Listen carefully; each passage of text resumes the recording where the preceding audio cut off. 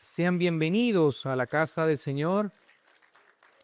Hay algunos que nos visitan porque hoy tenemos presentación de niños y es hermoso presentar a los bebés y a los niños al Señor.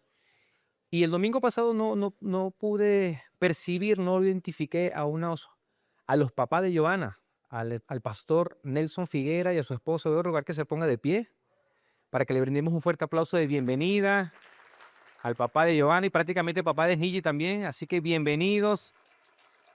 Ahí está el ministro ya junto a su esposa. Sean bienvenidos y que disfruten mucho esta estadía en Chile y estar con nosotros en la iglesia. Dios les bendiga. Oramos mucho por ellos y gracias al Señor ya están con nosotros. Gloria a Dios, ¿verdad? Así que hay que disfrutarlos, hermanos, hay que disfrutarlos, hay que invítenlos a sus casas y visítenle también. Muy bien dicho esto, mis hermanos, vamos a hacer memoria, hagamos memoria un segundo. Va a aparecer allí atrás en pantalla. Y voy a hacer algunas interrogantes. ¿Alguna vez has recibido la visita de un hermano en Cristo en un momento difícil? ¿Quiénes han recibido visitas en un momento difícil? Muy bien, qué bueno. Gloria a Dios. ¿Cómo fue esa experiencia? ¿Fue una verdadera bendición o por el contrario, resultó incómoda? Yo he escuchado algunos testimonios y me han dicho, pastor, qué bueno que me visitaron.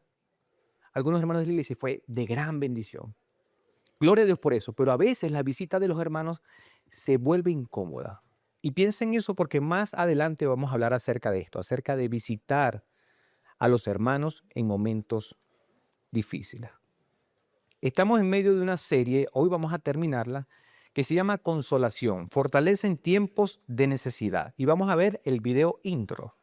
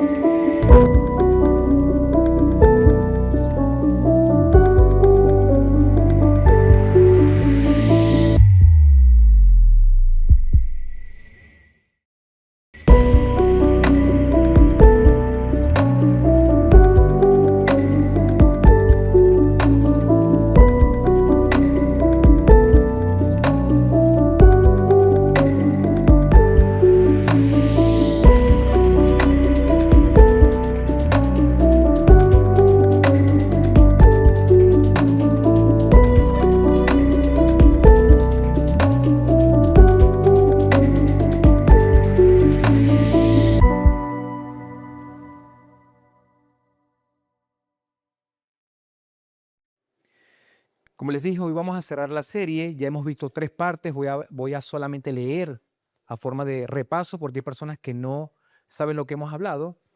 Y en la primera parte hablamos de el Dios de toda consolación. El apóstol Pablo escribía la segunda carta a los hermanos en Corinto y decía, bendito sea el Señor, el Dios y Padre nuestro, Padre de misericordia y Dios de toda consolación.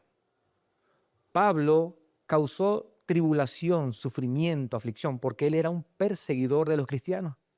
Y después de que Cristo se le presentó y creyó en Cristo, fue transformado y pasó de perseguidor a predicador. Pasó a ser perseguido y sabía lo que era la tribulación, la aflicción. Y él decía, tenemos a un Padre de misericordia y Dios de toda consolación. Y más adelante vamos a ver un poco más de esto, pero él decía, somos consolados para poder consolar a otros. Y las pruebas que estamos pasando, están pasando para que aprendamos a no confiar en nosotros, sino que aprendamos a confiar en Dios. De eso trató la primera parte. Está grabado, lo puedes buscar en nuestro canal de YouTube. Y en la segunda parte vimos a Jesucristo, el consuelo de nuestra vida. Y en muchas ocasiones, Él consoló a muchos, a sus discípulos. Y hablábamos específicamente de que consoló a una mujer que se acercó a Él, a pesar de diferentes trabas, a pesar de ser desechada por la sociedad y catalogada como inmunda, ella decía, si tan solo tocare el borde de su manto, seré sana. Y lo tocó. y fue salva y fue sana. Y el Señor le dijo, vete en paz. Eres libre de tu azote. Consoló a las mujeres con respeto, consoló a los hombres, consoló a sus discípulos. Veíamos cómo le daba consuelo a Jairo cuando había recibido una terrible noticia. Tu hija ha muerto. ¿Y qué le dijo? Solo sigue creyendo. Ten fe. Y el Señor Jesús ministró consolación en su vida y después de estar resucitado. Y veíamos que Él hizo la promesa y vimos el tercer punto, la tercera parte es el Espíritu Santo, el Consolador. Les conviene que yo me vaya, porque si no me voy, no va a entrar el Consolador. Y hoy día tenemos al Consolador. ¿Cuántos tienen al Espíritu Santo? Amén. Aprendíamos que somos sellados por el Espíritu Santo una vez que escuchamos el mensaje del Evangelio de salvación, creemos y somos sellados. El sello habla figurativamente de que somos propiedad, autenticidad del Señor. Somos del Señor. Somos hijos del Padre de misericordia y el Dios de toda consolación. Durante estas tres partes hemos aprendido que Dios nos consuela en todas nuestras tribulaciones, pequeñas, medianas o grandes. Nunca hemos estado solos. ¿Y por qué nunca hemos estado solos?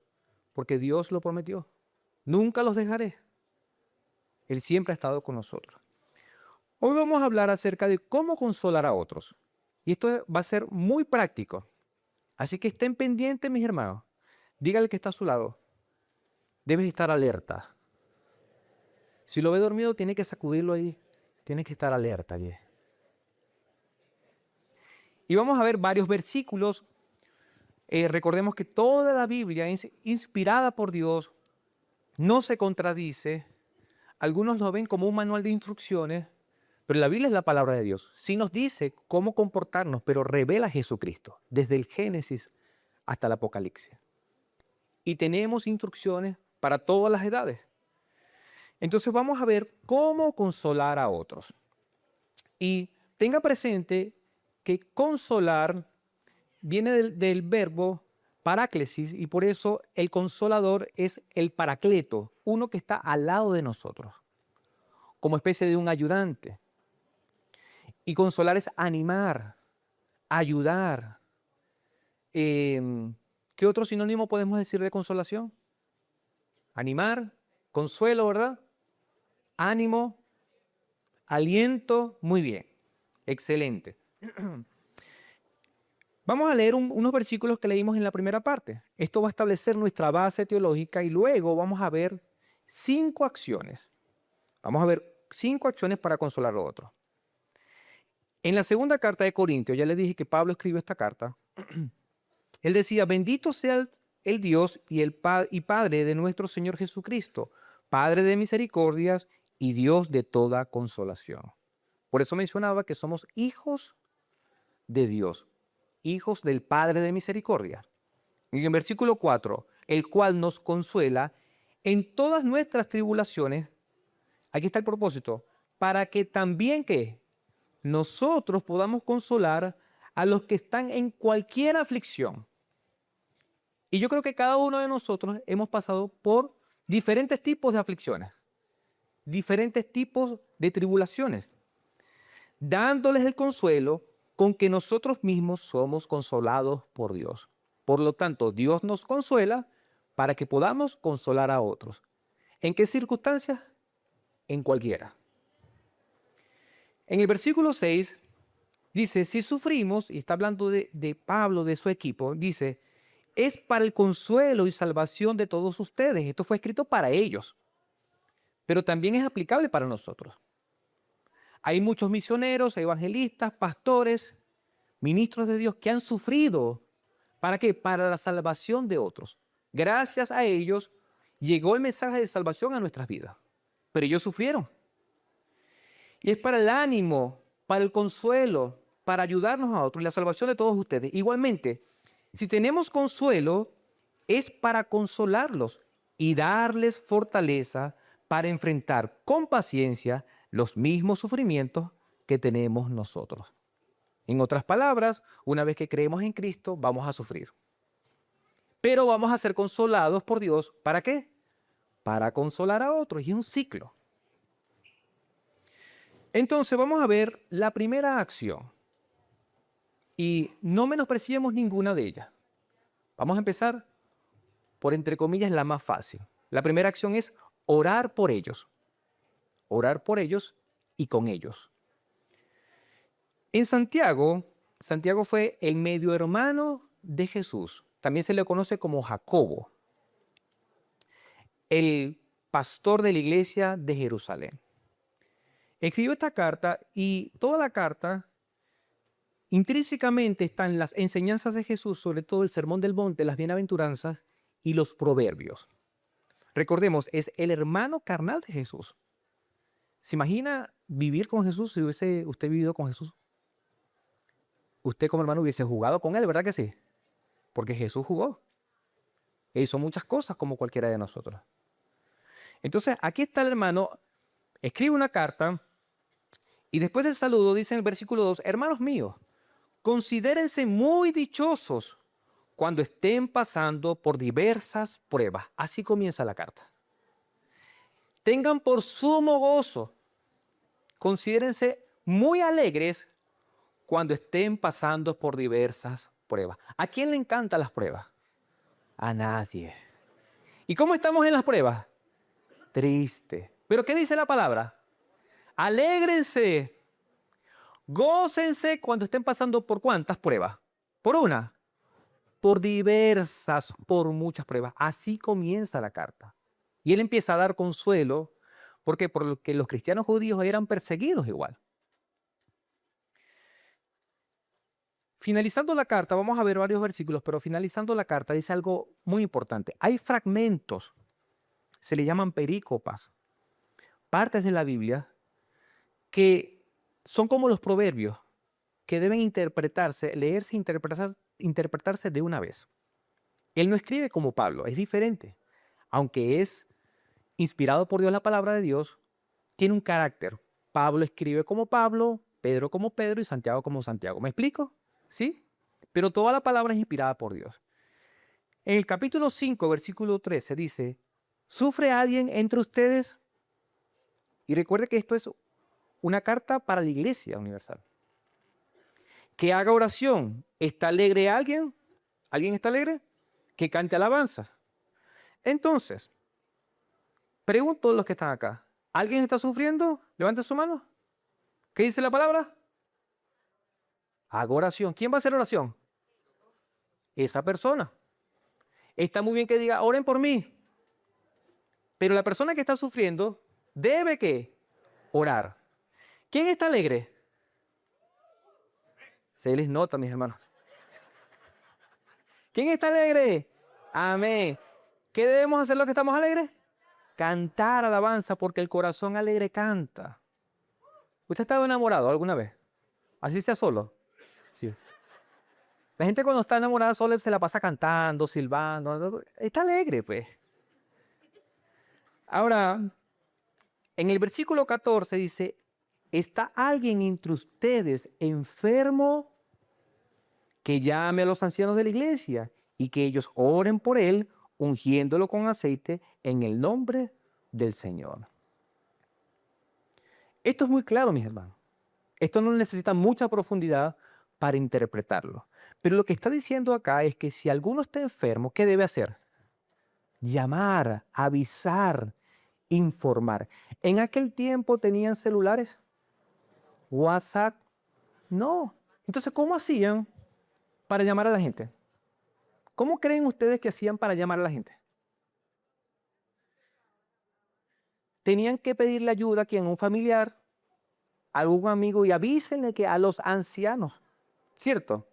Era todo de manera analógica, orgánica, humana. Ahora un enfermo en nuestros días tiene un teléfono a su mano. Tiene el suero, tiene todo, pero el teléfono aquí. Y puede mandar un mensaje en segundos, ¿sí o no? Miren lo práctico que estamos ahora. Entonces, el enfermo debe llamar a los ancianos. ¿Para qué?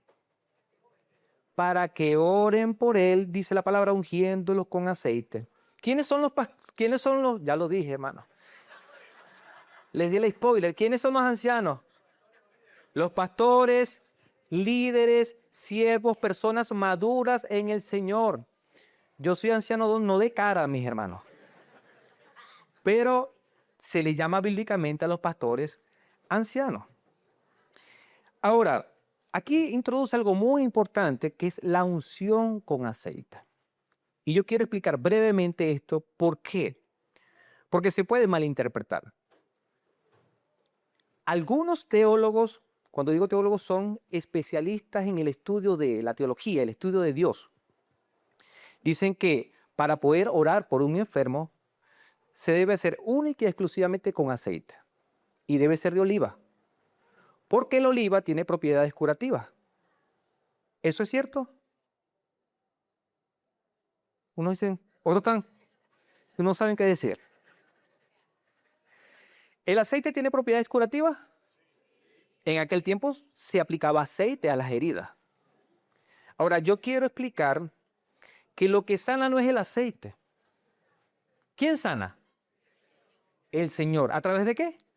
De la oración. Por lo tanto, si a usted le llaman y usted dice, me dijeron anciano, no importa, usted vaya. Ore al Señor. Y hay aceite, no hay aceite, usted va a orar al Señor. Porque orar es ¿qué? Hablar con Dios, comunicarse con Dios. Y Dios es el que va a sanar. Si lo desea, si quiere, si son sus planes, según sus propósitos. ¿Me explico? ¿Sí? Dice la palabra también, la oración de fe restaurará al enfermo y el Señor lo levantará.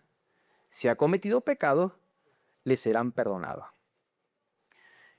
Por lo que describe acá, este es un enfermo que está en cama, por lo general, que está agonizando. ¿Ya? No quiere decir que si usted no está en cama agonizando, no va a llamar a los ancianos de la iglesia. Llámelos también. Es necesario porque enfermedad es enfermedad y cuando uno está enfermo, uno necesita compañía.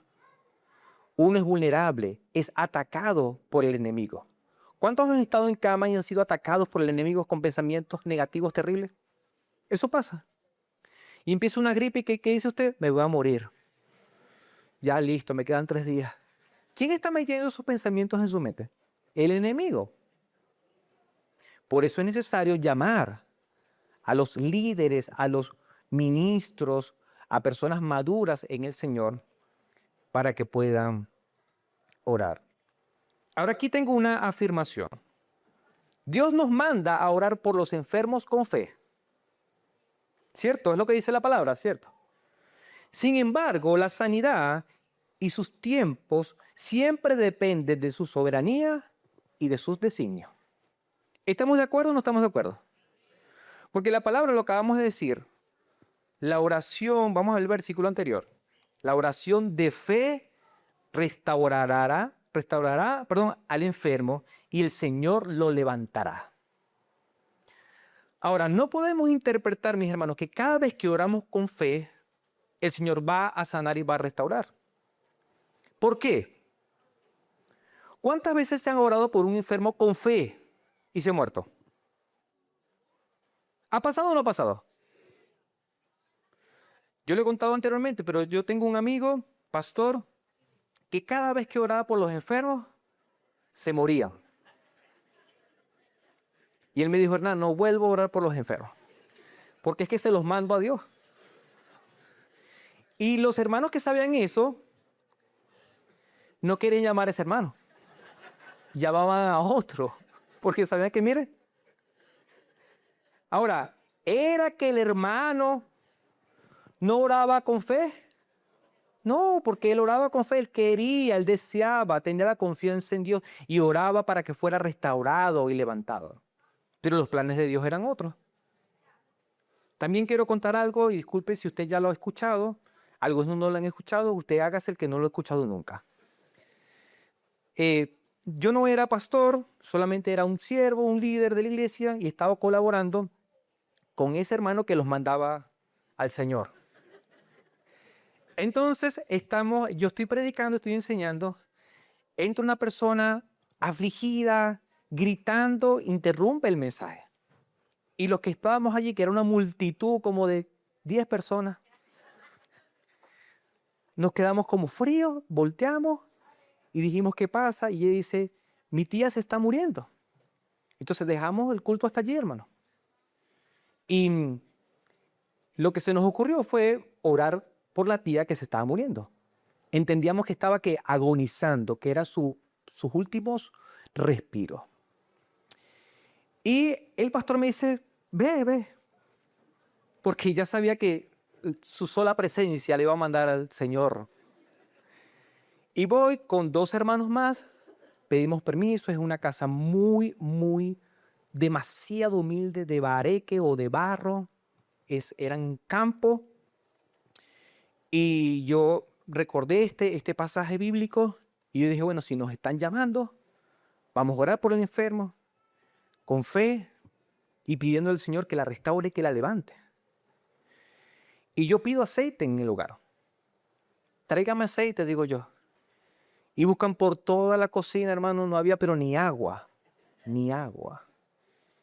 Y yo digo, Dios mío, ¿y ahora cómo hago yo para orar sin aceite? Digo yo. Y vino a mi mente, ora, con fe. Y esta persona estaba muy anciana, tenía como especie de un cáncer de pulmón, estaba volteada hacia la pared, como enrolladita, era una anciana que estaba muy enferma, y ella tosía todo el tiempo, y había en la pared como manchas de sangre, imagínense. Estaba muy mala. Y yo le digo con amor, con ternura y con mucho tacto, yo le digo, hermana, ¿usted cree que si oramos al Señor con fe, usted puede sanar? Le digo yo. Y ella me dice con mucha dificultad que sí.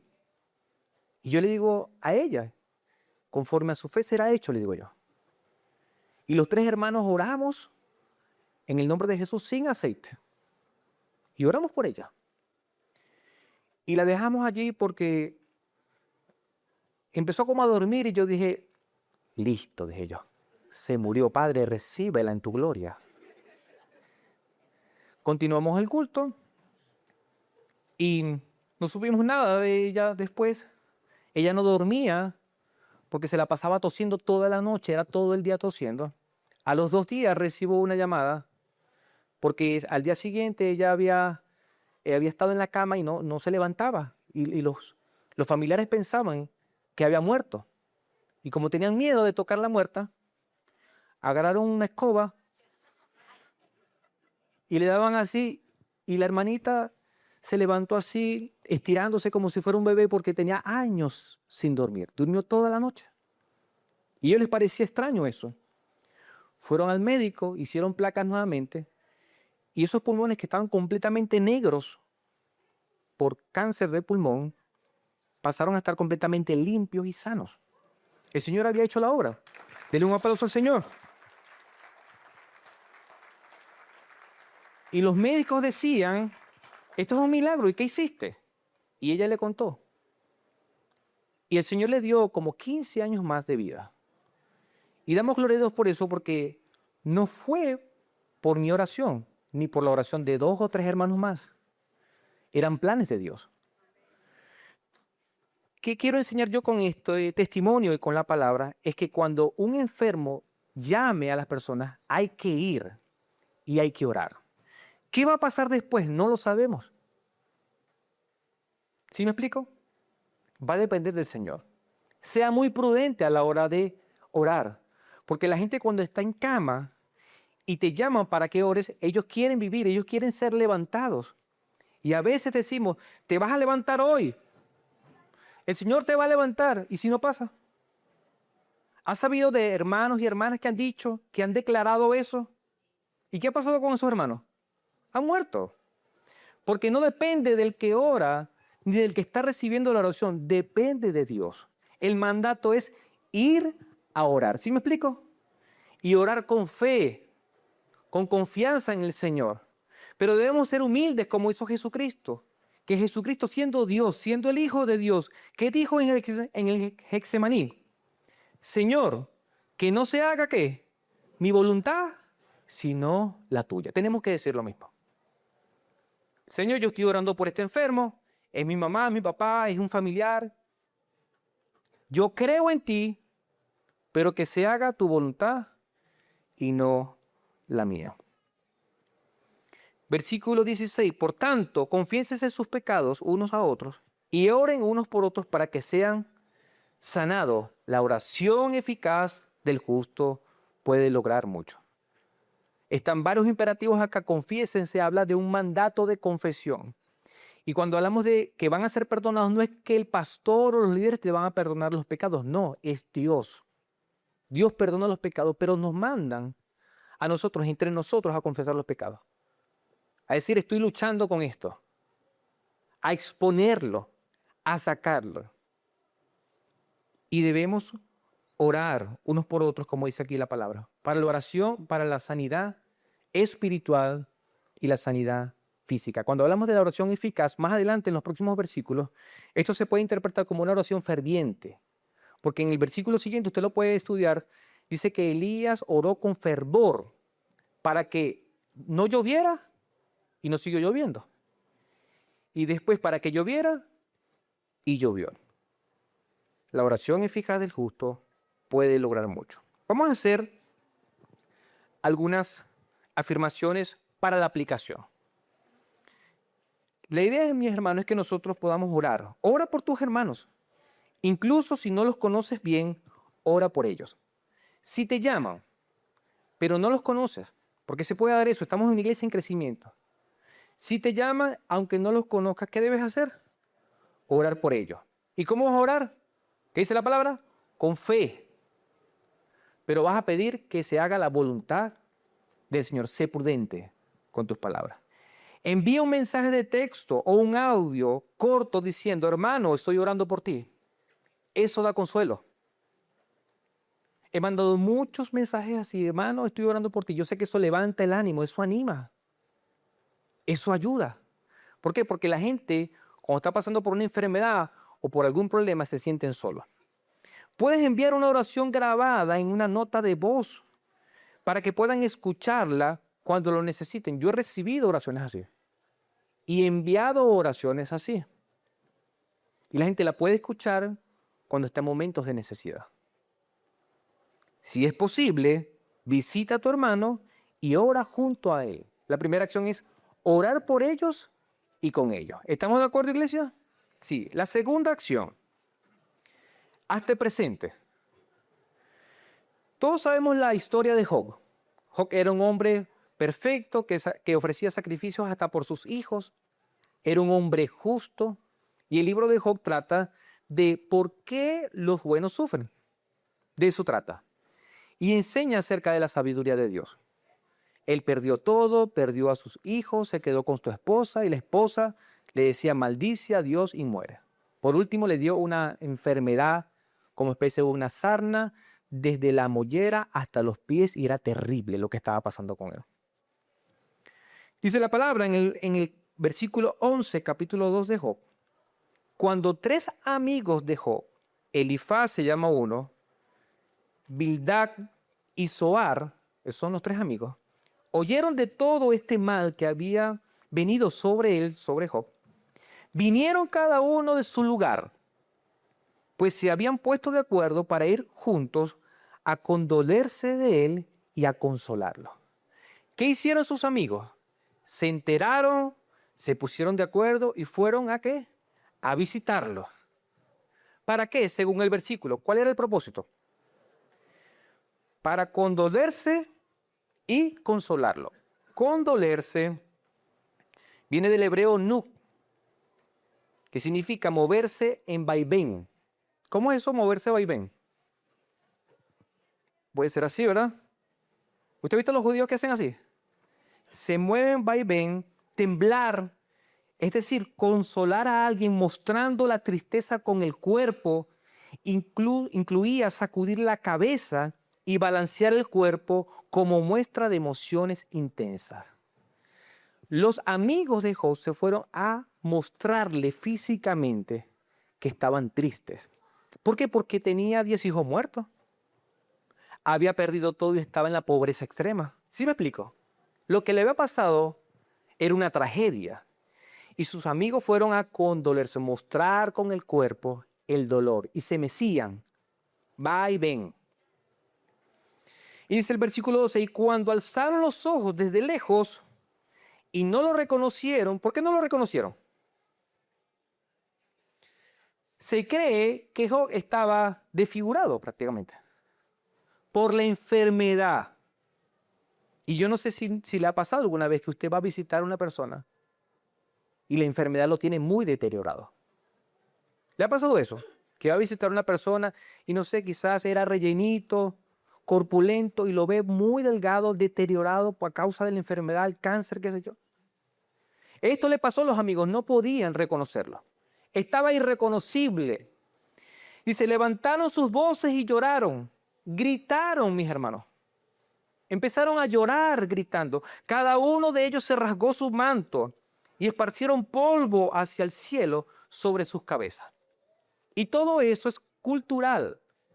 Ellos saben muy bien lo que significa. Tengo que explicarlo un poco, pero además de mostrar el vaivén con la cabeza y temblar para mostrar dolor como muestra de empatía del otro, ellos rasgaban, rompían sus vestiduras en señal de duelo. ¿Por qué? Porque Job estaba en duelo también. Y dice que esparcían ceniza o polvo para que cayera en su cabeza y para que eso ardiera. ¿Qué querían hacer ellos? Hacer sufrir el cuerpo como señal del sufrimiento interno también.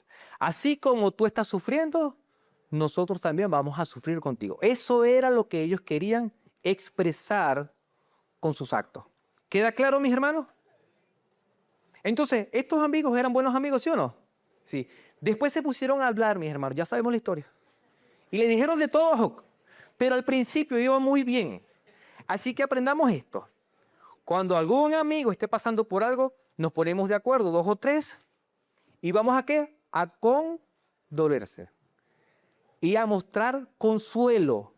Lo segundo era consuelo, ánimo, aliento, a estar al lado de esa persona, a apoyarlo. Muy bien, versículo 13. Entonces, cuando están ahí con Job, se sentaron en el suelo con él por 7 días y 7 noches sin que nadie le dijera una palabra, porque veían que su dolor era muy grande. ¿Qué hicieron estos amigos? Mostraban el vaivén, rasgaron su vestidura, esparcieron ceniza hacia el cielo, le caía en la cabeza. ¿Pero qué dijeron? Según este versículo, ¿por cuánto tiempo? 7 días y 7 noches. Investigando esto, los estudiosos dicen que en la cultura judía eso era una práctica, era cultural, se tenía que hacer así. Usted llegaba a la casa de la persona que estaba en duelo, que estaba en tristeza, y usted no podía decir nada hasta que esa persona dijera algo. ¿Ya? Entonces pregunto, ¿al cuánto tiempo habló Job? Al 7º día. Según la palabra, ¿dónde se sentaron? En el suelo. Porque hay gente que cuando sufre, ¿qué hace? Yo me quiero tirar al suelo, dice. Y cuando usted está sufriendo y se quiere tirar al suelo, ¿qué va a hacer? Tírese al suelo. Yo quiero gritar, ¿qué va a hacer? Grite. Yo quiero llorar, ¿qué va a hacer? Llore, porque eso está dentro. ¿Y qué pasa? Aquí tenemos 3 amigos que están sentados en el suelo mostrando un temblor corporal, un vaivén y diciendo ¿qué? Nada. Entonces dígale que está a su lado, no digas nada.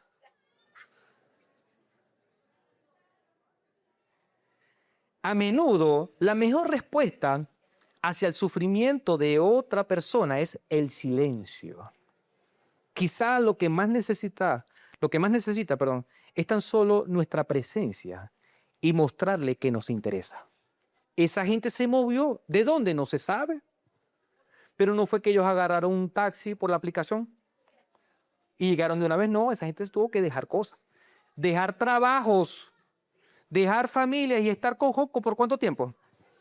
7 días y 7 noches allí. ¿Y será que los amigos están pensando, ¿y cuándo va a hablar a Job, pues? ¿Ah? ¿Será que estaban así? Si lo hacían así, realmente no querían consolarlo. Pero aprendemos una gran lección. Quiero contarles otra anécdota. Fue muy triste para mí. Fue uno de mis primeros funerales. Yo lo he dicho antes, pero el primer ministerio que ejercimos Luz y yo, mi esposa y yo, fue estar en los funerales. A nosotros nos llamaban de todos lados y decían, hermano, ¿qué está haciendo? Trabajando, haciendo esto y lo otro. Lo que pasa es que se me murió mi abuela. Vamos para allá, deseo. Y agarraba yo la guitarra y nos poníamos a cantar. Aunque en esta vida no tengo... ¿No se la saben? Sé que allá en la gloria tengo una mansión más allá del sol, más allá del sol.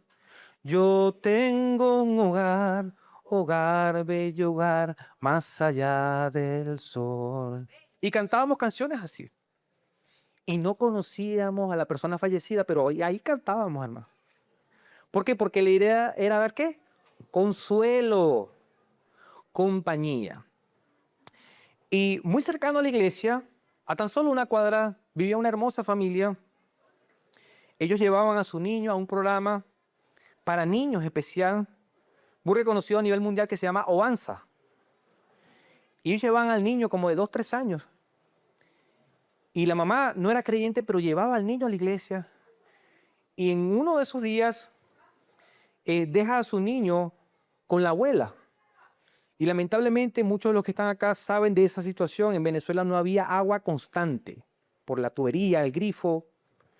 Y se lavaba con poncheras, recipientes, tobos, y se tenía el agua depositada allí para poder lavar, enjuagar. Y para no hacer el cuento largo, el niño estaba al cuidado de la abuela y ella estaba lavando. Y cada 2, 3 segundos miraba dónde estaba el niño porque estaba como un niño, explorando. Y cuando de repente voltea, ve al niño ahogado. Y esa mujer gritó como nunca había gritado. No se pudo hacer nada. El niño falleció. Esa familia se fracturó. ¿Usted se imagina dejar a su hijo de 2, 3 años con su mamá y que se le muera su mamá? Y nos informan de este caso y vamos nosotros a dar consuelo. Y cuando yo llegué allí, varios hermanos me agarraron y literalmente me empujaron y dígale algo. Y me lanzaron así, hermano, y yo, frente a esa abuela y la mamá, que lloraban desconsoladas, de verdad, yo no supe qué decir. No pasaba por mi mente ni una palabra. Y como no sabía qué decir, gracias a Dios, lo que hice fue ponerme a sus lados y abrazarla y estar con ella y llorar. Eso era lo único que yo podía hacer. Y la gente me miraba así, no vas a decir nada. Hermanos, a veces es mejor no decir nada y estar a un lado allí. ¿Por qué? Porque tenemos un consolador, que él sí sabe cómo tratar a sus hijos y sabe qué decir y qué hacer sentir en situaciones como esta. Hay situaciones en nuestras vidas que son terribles, que no sabemos qué hacer. Y cuando usted no sabe para qué hacer, no haga nada. Ore a Dios allí. Hazte presente. A veces la mejor forma de consolar no es con palabras, sino con la cercanía física. Toma la iniciativa y visita al hermano que está pasando por un momento difícil. Aprende del ejemplo de los amigos de Job. A veces el mejor consuelo es simplemente sentarse junto al otro y estar allí sin forzar explicaciones ni discurso. ¿Sabe qué es lo peor? Empezar a decir, esto pasó por esto o por aquello. ¿No será que pecaste? Hermano, revísate. Eso no trae consuelo. Y cuando le pase eso por su mente, Muérdase la lengua, hermano. No diga nada. Porque eso no edifica para nada.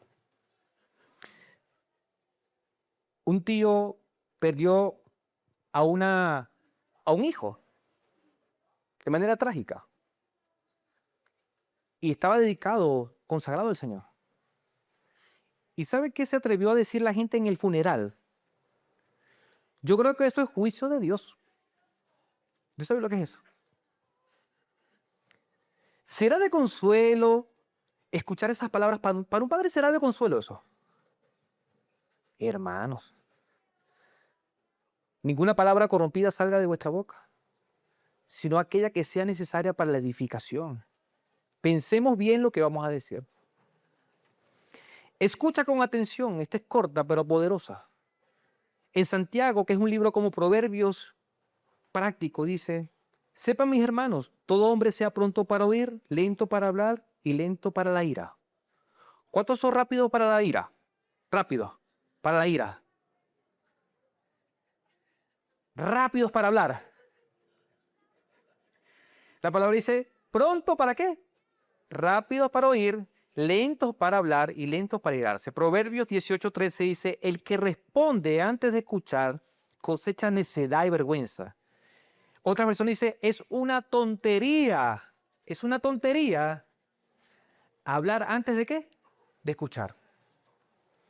Si vas a dar consuelo, además de orar por ellos y con ellos, o si dices, mejor hago como los amigos de Job, estoy a un lado y no digo nada, escucha con atención. Los amigos de Job hablaron fue después del 7º día. ¿Por qué? Porque tenemos ¿cuántos oídos? ¿Cuántas orejas? 2. ¿Cuántas lenguas? Yo creo que todos tenemos uno. El que tenga 2, eso está extraño, hermano. Escucha con atención y paciencia. Recuerda el llamado bíblico de ser pronto para oír y lento para hablar. Mantén contacto visual regular para transmitirle que estás completamente presente y que le importas. A veces uno va a hablar con un hermano y se convierte como en una reunión de consejería, porque a veces necesitan eso. Y está el hermano ahí escuchando, y el hermano está hablando y hablando, y entonces los hermanos que están escuchando a veces se empiezan a dormir. No te duermas. Tienes que estar ¿qué? Presente, contacto visual, no te duermas. No te irrites ni pierdas la paciencia, incluso si la persona repite sus inquietudes. Hay personas que cuando están contando su tragedia, dan vueltas y vueltas como en Israel, 40 años, y empiezan otra vez. Y usted empieza, Padre, ayúdame. ¿Qué vas a tener tú? Paciencia. Y usted no se va a poner, y nos va a decir, y otra vez, hermano, porque necesita desahogarse. Si vas a visitarlo para darle consuelo, ¿qué vas a hacer? Le vas a escuchar. ¿Cuánto le vas a escuchar? 7 días y 7 noches. Haz preguntas prudentes y constructivas que le ayuden a enfocarse en su perspectiva con Dios. Cuéntame más. Lo vas a invitar a hablar más. ¿Y dónde está Dios en esa aflicción? Le vas a ayudar a enfocarse, a que vea a Dios. Ponte en su lugar y valida lo que está sintiendo sin juzgarlo. Cuando están contando, no, que eso no es así. No necesitan eso, necesitan ¿qué? Empatía. Me imagino lo que estás sintiendo. No he pasado por eso, pero debe ser muy duro. Eso es empatía. ¿Estamos bien, mis hermanos, hasta aquí? ¿Bien? Cuarto, ofrece ayuda. Santiago 2:15 dice, si un hermano o una hermana están desnudos, ¿qué es estar desnudo? Sin ropa. Y le falta comida diaria, no tiene comida. Y alguno de ustedes le dice, vayan en paz, caliéntense y sáciense. Pero no les ha dado lo necesario para el cuerpo. ¿De qué sirve? ¿De qué sirve? De nada. ¿Cómo se va a calentar si no tiene nada? ¿Cómo se va a saciar si no tiene nada? Así también la fe, si no tiene obras, está muerta en sí misma. ¿Qué decimos nosotros todos los domingos? Amamos a Dios y a las personas. ¿Vemos una persona desnuda? Caliéntese, sáciese. No sirve de nada que digamos amamos a Dios y a las personas si no hacemos nada. En Lucas 10, voy a contar esto súper rápido. En Lucas 10, Jesús está en medio del ministerio, están unos fariseos, unos maestros, y hacen una pregunta importante. Dice, ¿qué puedo hacer para ganarme la vida eterna? Y él cuenta una parábola.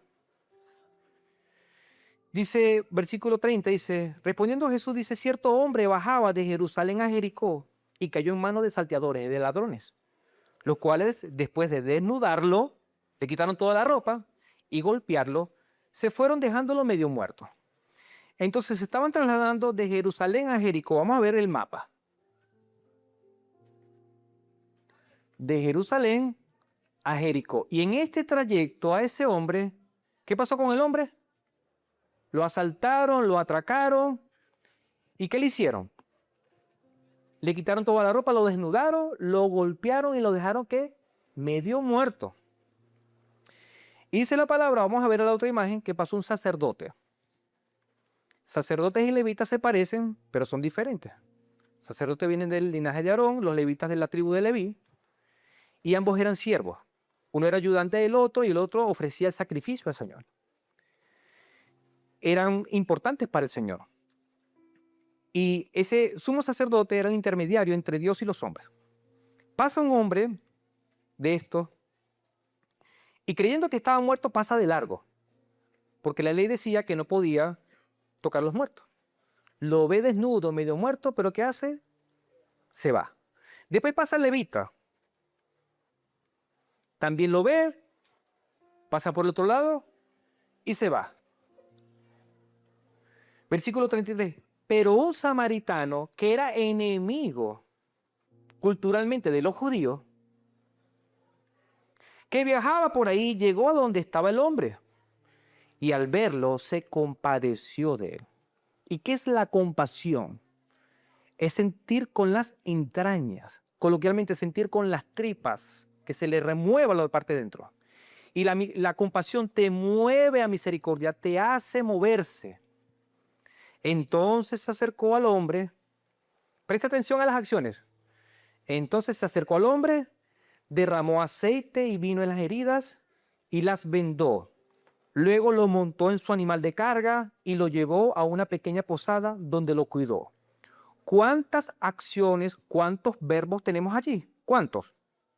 Cuéntelos. Uno dicen 4, ¿quién da más? 5, ¿quién da más? 7 se pasaron. 6. Se acercó, derramó aceite, lo vendó, lo montó en su animal, lo llevó y lo cuidó. La fe sin obra es muerta. Después dice, al siguiente día, el samaritano le dio 2 monedas de plata al encargado de la posada del hotel y le dijo, cuídalo, y si se necesita más, te pagaré cuando regrese. ¿Qué le estaba queriendo decir al maestro de la ley? Se lo dejó de tarea porque esa parábola era para enseñarle qué debo hacer para ganar la vida. ¿Qué aprendemos acá con el tema del consuelo? Que no solamente es decir palabras, hay que hacer. Hay que hacer. Y es extraordinario cómo este hombre hizo muchas cosas. Como acciones prácticas o como aplicaciones de vida, comparte un almuerzo. Si ves que un hermano está pasando una necesidad, cómprale un almuerzo o de tu almuerzo comparte una parte. Dale ropa en buen estado o ayuda con la limpieza del hogar, es algo. ¿Sí me explico? Dedica tu tiempo para acompañarlo al médico o a trámites importantes. Yo he acompañado a muchos médicos. Sé que están enfermos, sé que quizás están solos y le digo, hermano, ¿le puedo acompañar? Y a veces los hermanos de vergüenza me dicen, no, pastor, no se preocupe. Y yo sé que tienen vergüenza. Sin embargo, les insisto para llevarlos al médico. Brinda apoyo económico de forma responsable y solo en casos muy específicos. Ojo con esto, no me quiero alargar. Pero acá han llegado muchos hermanos, entre comillas, de diferentes nacionalidades. Y lamentablemente se han aprovechado de nosotros. Porque hay hermanos que se han movido en misericordia, han dado sumas de dinero para ayudarlos. Y después de ganar nuestra confianza, incluso estar con nosotros, nos hacen daño a nosotros. Salen de acá porque Dios mostró lo que estaba allí, que no eran ovejas, sino lobos disfrazados de ovejas. ¿Y saben qué hacen? Se van a otra iglesia porque los hemos visto en otras iglesias haciendo lo mismo. ¿Qué hacen? Se muestran como ovejas. Yo colaboro, yo estoy así, los hermanos ayudan, hasta financieramente. Son restaurados, entre comillas, y después hacen daño a la iglesia y después se van ¿para dónde? Para otra iglesia. Por lo tanto, mi hermano, yo sé que usted es un hijo de Dios y es bondadoso y estamos llamados a dar, pero cuando usted va a dar, sobre todo dinero, sea responsable. Puede darle un plato de comida, puede comprarle una medicina, puede visitarlo, pero pendiente con el dinero. Por último, y cerramos la serie, llevamos 4 acciones. ¿Cuáles? Ora por ellos, hazte presente, escucha con atención, ofrece ayuda. Quinto, recuérdale a Dios. Cuando la gente está en medio de la tribulación, se olvida hasta de Dios. Y dice, estoy solo, me voy a morir. Y hemos aprendido que tenemos a un Padre de misericordia y Dios ¿de qué? De toda consolación. Es bueno decir, Dios te puede dar otro hijo. Es bueno decirlo. Si una mujer está llorando por la pérdida de un hijo, es bueno decirlo. Ten fe que Dios va a solucionar tu situación económica. No te preocupes que Dios va a hacer que ese hijo regrese a casa. Dios te puede sanar. ¿Y si no pasa? Pendiente con esto, iglesia, y lo quiero decir con responsabilidad.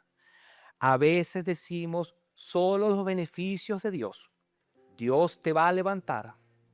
Dios va a hacer un milagro. Y yo creo en el Dios de milagros, porque los he visto. Pero ¿y si no hace el milagro, mi hermano? ¿Y si no hace el milagro? ¿Y si Dios no levanta a ese enfermo? ¿Me explico, iglesia? Recuérdale a Dios. Mire cómo pensaba Pablo en la misma lectura que empezamos al principio. Hermanos míos, queremos que sepan acerca de nuestros problemas que afrontamos en Asia. Pablo informaba a la iglesia de sus problemas. Tuvimos que soportar una carga demasiado pesada para nosotros y estábamos tan desesperados que incluso perdimos la esperanza de seguir viviendo. ¿Cómo estaba emocionalmente Pablo? Mal, terrible. Habían perdido todo tipo de esperanza y pensaban que iban a morir. Sin embargo, él estaba informando. Eso es una lección para nosotros. Si sientes que te estás muriendo, ¿qué debes hacer? Informar. Versículo 9. En el fondo de nuestro corazón, decía, sentíamos que se nos había dado sentencia de muerte. Sin embargo, esto sucedió para que aprendiéramos a dejar de confiar en nosotros mismos y confiáramos en Dios, quien es capaz de resucitar a los muertos. ¿Qué está diciendo Pablo? Si tengo que morir, no importa. ¿Qué va a hacer Dios? Dios me va a resucitar. ¿Cuándo? Más adelante. Por lo tanto, Pablo estaba más entusiasmado, estaba más enfocado en Dios. Y nosotros tenemos que llevar a la gente a Dios, a que conozca el carácter de Dios, más que sus beneficios. No estoy diciendo que sea malo. Versículo 10.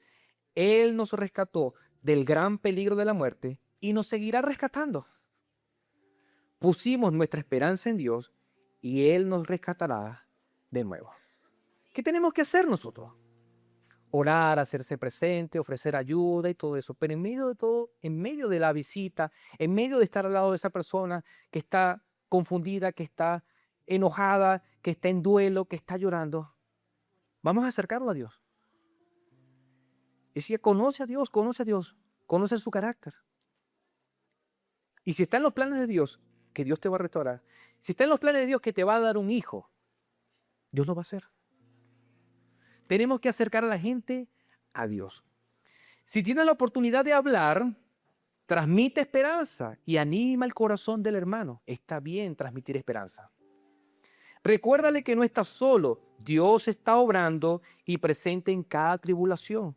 Aunque el hermano se sienta solo, Dios está a su lado. Enseña que conocer más de Dios es la fuente inagotable de paz y fortaleza. Recuérdale que en las manos de Dios nada se desperdicia y todo tiene un propósito. ¿Todo tiene un propósito, iglesia? Por supuesto. A los que aman a Dios, todas las cosas le ayudan bien. Esto es, conforme a su propósito, han sido llamados. Acción práctica, iglesia. Vea bien el desafío. Esta semana identifica a un hermano que esté pasando por una prueba y ponga en práctica las 5 acciones de consuelo. Ora por él, hazte presente, escucha con atención, ofrece ayuda y recuérdale a Dios. ¿Cuántos lo van a hacer? Amén. Póngase de pie, mis hermanos. Por favor. Señor y Padre nuestro, gracias por la oportunidad que nos ha dado de poder escuchar tu palabra, de leerla, de meditarla. Y hemos cerrado esta serie, Señor, consolación.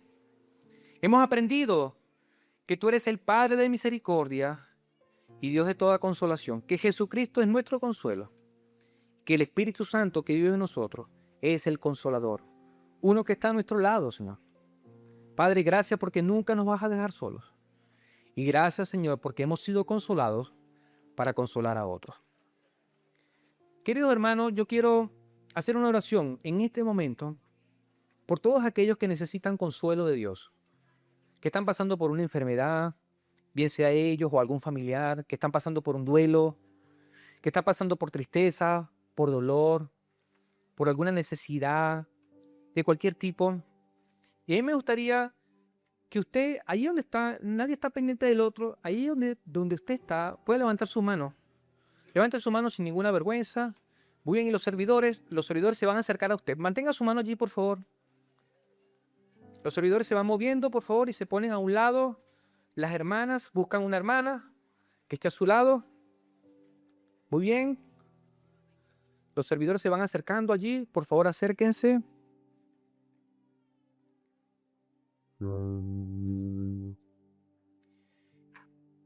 Y si ha pasado algún tiempo y usted no nota, ahora sí puede abrir sus ojos, hermano, que está a su lado.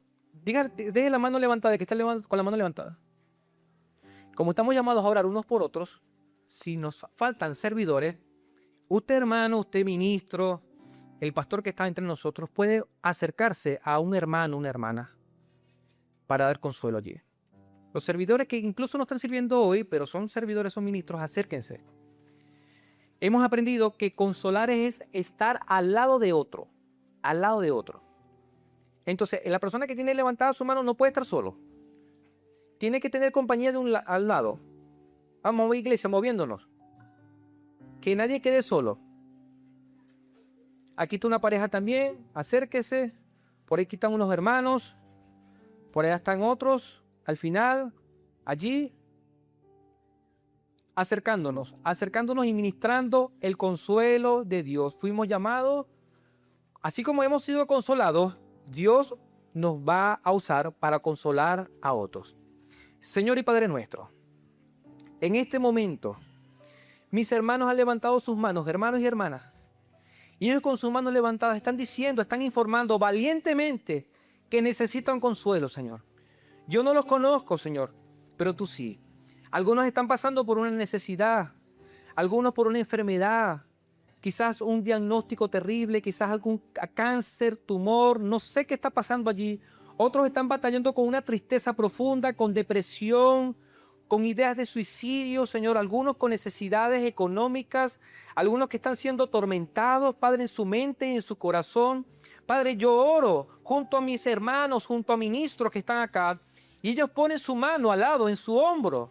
Padre, permite en el nombre de Jesús que tu consuelo, que el Espíritu Santo de Dios se pasee en medio de nosotros ahora y ministre a los corazones, Señor. Padre, a todo aquel que está triste, aquel que ha llorado, recoge sus lágrimas. Aquel que ha perdido la esperanza de vida, dale esperanza de vida en el nombre de Jesús. Aquel que ha recibido un diagnóstico terrible, si es tu voluntad, Señor, oramos con fe y tu palabra dice que la oración hecha con fe restaurará al enfermo y le levantará. Señor, quita todo cáncer, todo tumor, quita cualquier enfermedad, inflamaciones, infecciones, enfermedades terminales, enfermedades en los riñones, en los pulmones, en la vesícula, en los huesos. Señor, opera milagros en el nombre de Jesús. Y que mis hermanos, Señor, en este momento sientan de tu paz, de tu consuelo. Padre, que tú le dices que no están solos, que tú estás con ellos, Señor, porque tú has enviado un consolador, Señor. Y ese consolador está al lado de ellos, Señor. Padre, muéstrate con poder, con gloria en este momento. Muestra tu carácter y que ellos puedan aprender, Señor, a conocerte a ti. Y que puedan decir como Pablo, si tenemos que morir, Señor, el Señor nos levantará. Padre, hemos creído para vida eterna. Señor, y tú has dicho que si creemos, Señor, seremos salvos. Padre, ministra a cada corazón, a cada hermano, a cada hermana. Y, Señor, también ministra salvación, Señor. Aquel que no te conoce en este momento, Señor, pueda conocerte, Señor, en el nombre de Jesús. Señor, te damos gracias. De ahí, dígale, Señor, gracias por tu consuelo, Señor. Descanso en ti. Querido hermano, querida hermana, descansa en el Señor. El Señor tiene cuidado de ti. Y el Señor se glorificará en tu vida, en el nombre de Jesús. No pierdas la esperanza. Confía en el Señor. Y aquel que ha orado en los tiempos pasados, orará en tu vida. Quiero orar también por aquellos que aún no conocen al Señor y que dicen, quiero ser hijo de ese Padre de misericordia, de ese Dios de toda consolación. Si Dios ha tocado tu corazón y quieres ser un hijo, una hija de Dios, repite esta oración conmigo y di lo siguiente: Señor, reconozco que soy pecador o pecadora. Quiero ser tu hijo o tu hija en el nombre de Jesús. Por favor, perdona mis pecados. Límpiame con la sangre de Jesucristo. Dame el regalo de la vida eterna y el sello del Espíritu Santo. En el nombre de Jesús, que a partir de ahora sea nueva criatura. En el nombre de Jesús. Amén y amén. ¿Alguno de los que está acá hizo esa oración por primera vez? ¿Puede levantar su mano? Dios le bendiga, Dios le bendiga, Dios le bendiga, Dios le bendiga, Dios le bendiga, Dios le bendiga, Dios le bendiga. Un aplauso al Señor. Gloria sea al Señor. Por la persona que oró, abrácelo nuevamente, abrácelo, no se cansa de abrazarlo. Y dígale, el Señor está contigo, no estás solo, tenemos al Consolador. A los que han creído por primera vez, al terminar la reunión, pueden subir la escalera en un equipo que se llama Conexiones. Y como ministro del Señor deseo que el consuelo del Señor Todopoderoso esté en tu vida en esta semana. Dios te bendiga.